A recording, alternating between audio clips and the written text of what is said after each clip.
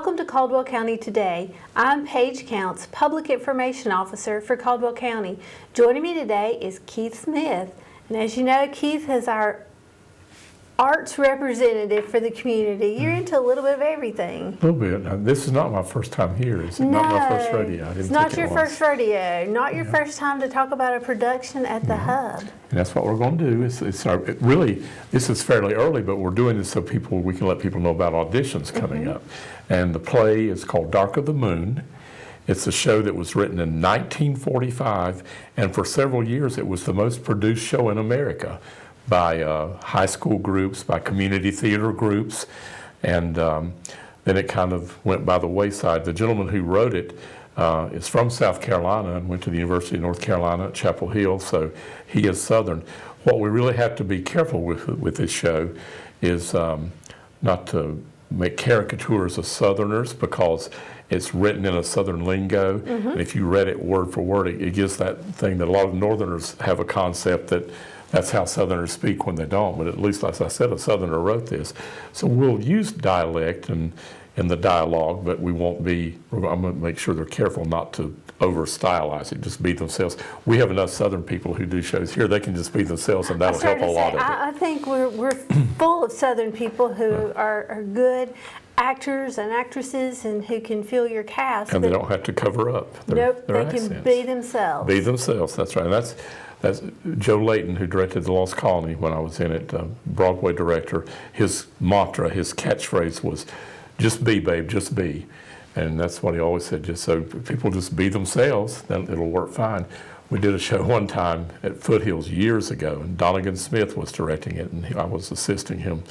And this lady was perfect for a role, so he cast her. So then she started trying to act as someone differently. And I said, no, that's why I cast you. Be yourself here.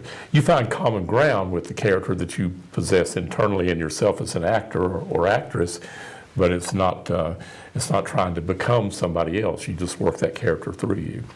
But this story is set in the Appalachian Mountains. It's based on the tale of Barbara Allen, the Ballad of Barbara Allen, which is a Scottish ballad. A lot of people have probably heard that song or would recognize it if they did hear it. A lot of famous groups have performed it. Bob Dylan did it. Simon and Garfunkel did it. A lot of folk bands did this song. But it takes some twists and turns, but that's what it's based on. But it's an Appalachian folk ballad type of show. And it's not a musical per se, but there will be a lot of music in it. And that's a big selling point for me. We're going to have fine musicians who play acoustical instruments, some bluegrass, and then we'll have some ballads from the show itself, and then some that we incorporate. And then on top of that, there is a section for when they had the revival in other places in the community. They have a lot of hymns, like good 4-part harmony standard hymns a cappella. So the music for me is a big selling point for this. But it's the story of a young witch boy. It's like a Jack tale, kind of. You know, it's the story. So this is not dark evil that we're out there harboring or presenting. It's this witch boy comes upon this human girl, Barbara Allen, and he watches her from afar and he falls in love with her. So he goes to his witch council and asks for them to make him a human being. So you don't know what you ask for. Those humans they're different than us, you know, and they praise God, and you're not a person who can like go into a church, into their community. And he says, I love Barbara Allen. So they finally allow him to be human, and this is where it kind of ties in loosely with Barbara Allen, but they allow him to be human as long as she does not reject him, as she loves him and he loves her, and they get married, and if they can last a year, then it's a done deal. But if not, if she spurns his love for any reason, then he has to revert to being a witch again. And I don't want to give too much away, but they're pressures. This is a great show to make a statement about acceptance of others, about stereotypes, and about superstitions, misguided superstitions. And that's where we have to be careful with the Southernism, too. A lot of it's mountain folklore. It's like if you watch the Beverly Hillbillies meets that movie Sergeant York with Alvin York, Gary Cooper, and it's really overly stylized, almost that extreme Southernism, and their come to Jesus type of thing. And that's a very real thing, but I want to make it real. I want people to be honest about it and not give a caricature of these performances, and we'll work to get a lot of depth with that. But this is a show the reason it's the biggest challenge to me out of many of the shows that we've done is you can't phone this one in. Sometimes the material itself is strong enough that it can, and I don't think we phone ours in anyway, but sometimes casts do phone things in. This one, you got to find the depth of it and the nuances and the subtext, and whoever plays the two leads of Barbara Allen and the Witch Boy John, I don't know who they are yet, but we have auditions for it, but they, which we'll talk about in just a minute, but they have to be stellar actors. They've got to be top-notch for it to work. But there are parts for 30-some people, plus chorus if we need even more people, and the age range is 15 to 102. So I don't think we'll have anybody quite that old. That's I don't know where you'll find the 102-year-old. I mean, there could be one out there. Well, right now I've only found about 4 that are 101, but no. Well, but it's open to people to audition. That's the point. And auditions are Monday and Tuesday, July 21st and July 22nd at 7 o'clock p.m. at the Hub Auditorium. This is a great show if you want to come help backstage, if you want to be on stage as a singer and not do much acting, if you want to try your hand at acting and haven't done that before. There are a lot of characters with small roles. This is a perfect show to incorporate your desires and wishes into that. So I'm very excited about seeing the turnout that we have, and I've been promoting it amongst all the actors that I know. But if you're out there and want to check this out, please do so.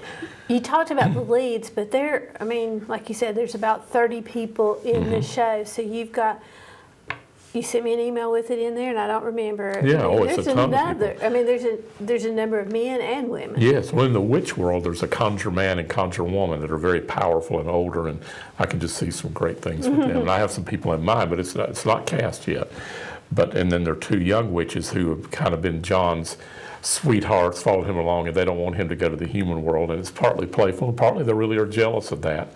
And so that's an aspect of it. And they keep trying to draw him back to the witch world. And then the townspeople, including the Reverend, and the Reverend comes to visit Barbara's parents, and they pull out their best moonshine that he made this spring for him. So just one snort will be good. It's that very, like I said, that southern Appalachian background, but we don't want to caricature it. But there are all kinds of parts, church people, community people.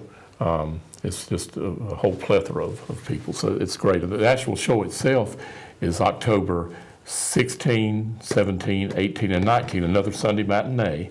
And then the next week, October 23rd, 24th, and 25th, so leading up to Halloween. That's one reason we did it. It's that kind of year, that macabre type of thing, did it at that time. But so there's plenty of time, plenty of time. If you want to put it on your calendar, as a show you might want to come see if you have no interest in acting. And my allergies are acting up. I knew they would be. But for the summer allergy season, it's so hot now. But it'll be cool by then. And it will be cool. Put it on your list of things to do. People will be into pumpkin spice and apple cider by then. Maybe we'll have some of that there. And we don't know who's catering yet. We do know it won't be Daniel Boone, simply because Daniel Boone now, ever since COVID, just having enough people to come down the mountain for 6 shows. In the fall, they have their big leaf season, and kids coming back to school, and they do a lot of weddings too that they cater. So it won't be them, but we'll have a fine meal, I'm sure. And you come to drink that pumpkin spice and to hear the witchery in a good way. And you're talking about the folklore, and I think about the jack tales we learned as children and the storytellers in our area, because we've had a lot of great storytellers and people who tell these tales of, witch boys becoming human and just a whole lot of different things. So, yeah, exactly. It fits right into that genre. And my fear is just to be careful that people don't think it's something we're trying to make fun of established church beliefs or Christianity, because we're not. We're going to present it very honestly. But you see that there are a lot of superstitions and how they can overtake reality and how people need to try to get along. And there's a lot of things that people do to compromise their morality in this show, and they get payback for it. Whether you look at that as a Christian or look at it just as being a good moral type person, you see that feedback. So it has a lot of good life lessons in it. And if I do it like I envision doing it, I think we'll pull all of those out. So that's good. When you come to audition, if you do, there's not, again, as I said, it's not a musical per se, but also it's not dance per se, but there will be one big square dance, and there's some movements among the witches and a few other things and ballads. So wear loose clothing and be willing to move and do some improvisation. If you want to prepare a monologue of an old Southern Jack tale or something for a minute, do that. Please have something to sing. Again, you don't have to sing. If you're tone deaf, there are roles in here for you, or if you just aren't a singer or don't want to be a singer, but there are roles for singers as well. So you can have a ballad or something prepared. We will provide accompaniment for you, or you can do it with your own guitar, that sort of thing. And we have some people who are going to be involved, very interested, like R.G. Absher and Bob Kogut, and they're very excited about it. Possibly Bill Warren. I'm talking to him, so Bill, see, now I'm putting you on the hook. Bill, you've been called out already. So. Yeah, and I was also going to talk to Patrick Crouch, and he was very interested in it, but they're going to be in Ireland at that time for their annual Irish visit. So. But we do have a lot of great musicians. We do. Terry Edwards, other people. Yeah, so. A lot of that. And as you were mentioning square dance, I thought back to my elementary and middle school days where we had square dance in school. So yeah. You know how to square dance if you went through schools in Caldwell County. In fact, when I was teaching at Morganton Day School, we had a block on folk dances. And we did a little bit of American folk dance, and I had some people come to help me with that. We also did like some European type folk dance, and it was just a lot of fun, and the kids really got into it. So it'd be great if we had a lot of kids in their mid-teens show up, or late teens.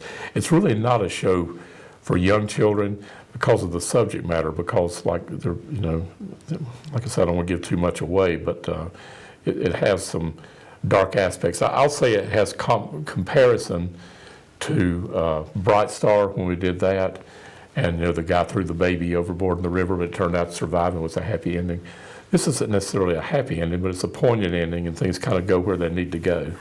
So and I'm going to say Bright Star was my favorite show. Well, hands down, that was absolutely my favorite. I was very proud of our cast for that one. They did a great job. So.